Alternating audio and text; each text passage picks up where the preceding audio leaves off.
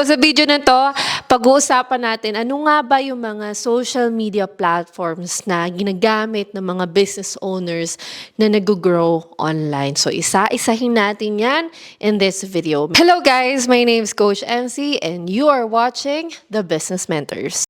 So this is gonna be based on my experience working with different platforms dito sa aking business. Yung top 4 ko is Instagram. Isa to sa pinakamahirap na i-grow when it comes to social media. Kaya siya nasa pinaka-last ko. Ang Instagram kasi maganda siyang gamitin for behind the scenes ng iyong business or parang life update. More on photos kasi ang Instagram. And right now, 'di ba, we are turning into short videos. Kaya meron din na rin sila na reels. Pero ang hirap pa rin niyang i-grow. Kahit araw-araw na akong nagpo-post sa Instagram ko. I think I only have around 4,000 followers in Instagram. And I started Instagram with my YouTube and my FB Reels. So, for Instagram, you have to post consistently. And then, you also need to have the story every day. And you really need to engage with your followers then. You can be live as well. But ito yung pinakamahirap na i-grow. Pero I'm still using Instagram. I still get, like some DMs, private messages from prospective clients. Pero ito yung pinaka-list na platform na I will recommend to business owners. Ang top 2 naman natin ay FB. Sa FB, dito ako nag-start. Kasabay ng YouTube ko yan. And marami na rin ako nakuha clients from FB. Kasi nag-start ako with community, building relationship. 'Di ba? Doon sa FB group ko, doon ako unang nakilala sa mga FB groups. Hindi sa YouTube, sa totoo lang. Ang kagandahan sa FB, nung nagkaroon na ng Reels, mas nag-grow na yung aking followers sa FB. And alam nyo naman, nagre-repurpose ako ng video, hindi ako nagkikreate ng bagong video sa FB Reels. Galing lang din yung video ko from TikTok and nire-repurpose ko siya sa FB Reels and Instagram. So basically, mas nag-grow ang aking social media presence sa FB dahil sa Reels. And then, andun pa rin naman yung community, pero ang hirap i-moderate ng community. Sa totoo lang. Kasi every comment dapat respond ka. For me, it makes sense to double down sa FB Reels kasi mas marami ako nare-reach.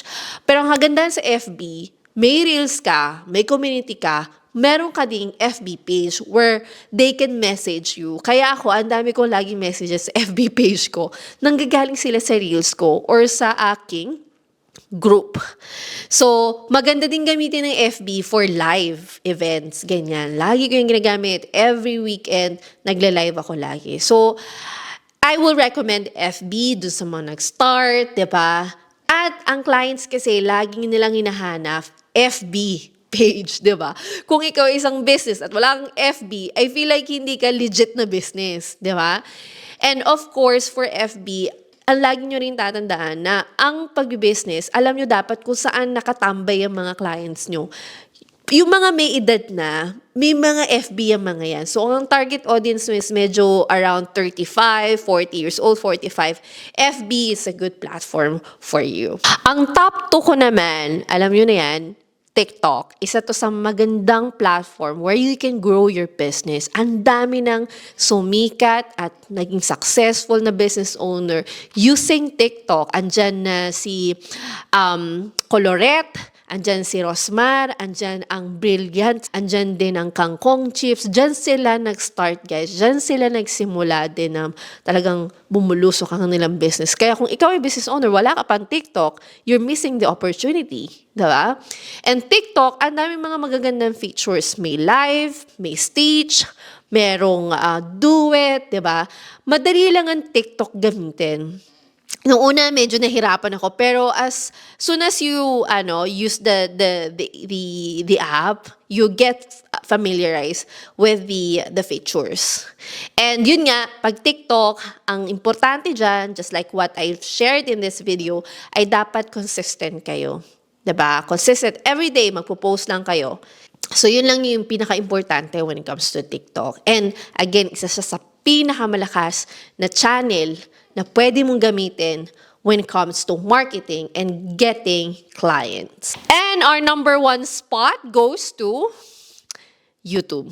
Kasi ito talaga, kahit sobrang tagal na nung video na pinost mo, lagi ka pa rin makakuha ng kliyente doon. Hindi katulad sa FB Reels or sa Instagram Reels or sa TikTok, very short yung lifespan ng video.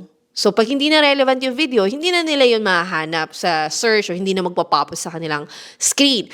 Pero with YouTube, ang kagandahan sa YouTube, whenever they search sa YouTube engine, di ba, sa Google engine, lalabas ang video mo. So, kahit sobrang tagal na yung video mo, kahit pinost mo yan 3 years ago, 4 years ago, lalabas ka pa din. Yun ang kagandahan ng YouTube. Kaya meron pa rin ako nakukuhang kliyente sa YouTube. And, eto rin na napansin ko, TikTok, FB, Instagram, ang daming mga bashers. Pero with YouTube, napakadalang ng bashers. And yung mga nagsusearch sa YouTube, yan yung mga taong nagsusearch for answers. Ikaw ang masusearch nila, especially if you have the solution for their problem. Kaya ang YouTube is good for educational content, diba? Maganda to na i-showcase mo ang business mo, i-showcase mo yung expertise mo, diba? Dito ako nag-start and dito pa rin talaga ako nag-grow. Dito pa rin ako nakakakuha ng clients most of the time. Kahit na may TikTok, FB, or Instagram Reels ako. Ito pa rin talaga yung main source of marketing ko. So, guys, if wala ka pang YouTube, make sure that you create your account before matapos ang taon and start creating YouTube, TikTok, FB Reels, and Instagram this beginning of 2024. And I'm excited for you guys to start your business. Again, we have a coaching program for you. I have Mentor Rise with me who can help you start your business and grow your business using social media. If you're interested with that, make sure that you subscribe in our channel. And also you can join our community, the Business Mentors Club, and you can connect with us. Thank you guys for watching, and I'll see you in our next video next year. Thank you guys. Paalam! Happy New Year!